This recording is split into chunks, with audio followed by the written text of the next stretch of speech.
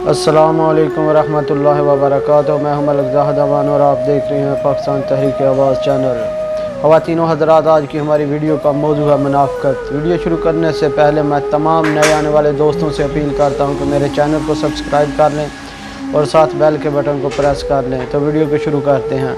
अल्लाह के प्यारे नबी सल्लल्लाहु अलैहि वसल्लम ने फरमाया कि मुनाफ़िक़ की 3 निशानियाँ हैं।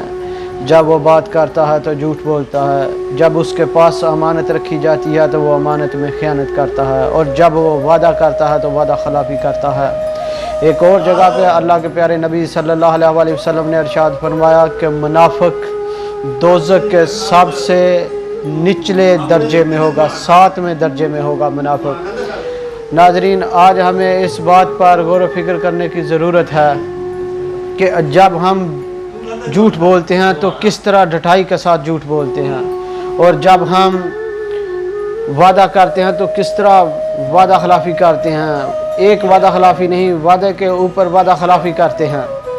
नाज़रीन, आज हमें इस बात पर गौर करना चाहिए कि क्या हम किस तरफ जा रहे हैं। अपने आप को खुद को हम कहते तो मुसलमान हैं, लेकिन फिर भी हम अल्लाह के नबी सल्लल्लाहु अलैहि वसल्लम की बताई हुई तलीमात और उनके बताए हुए फरमादात कि किस तरह खिलाफ वर्जी कर रहे हैं, किस तरह हम अपने रोज़मर्रा के मामलात में झूठ बोल रहे हैं। एक निचले आदमी से लेकर सरबराह मुल्क तक बड़ी ही डटाई और तजर्बे के साथ झूठ बोला जाता है। जितने तजर्बे के साथ झूठ बोला जाता है उतना ही उस आदमी को मुअज़्ज़ज़ समझा जाता है।